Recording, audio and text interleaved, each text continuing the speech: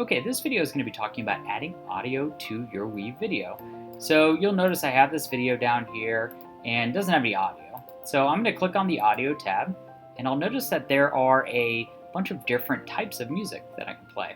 So I'm going to click on inspiring, because that's what my video is about. And I can click on the inspiring clip and it'll do a preview for me.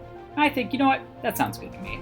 So I'm going to drag this down and place it in my Audio 1 timeline editor row.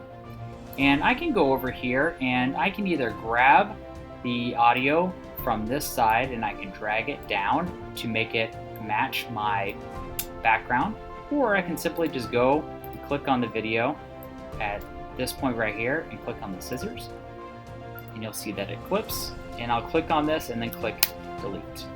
And so now if I rewind my timeline editor, let's play.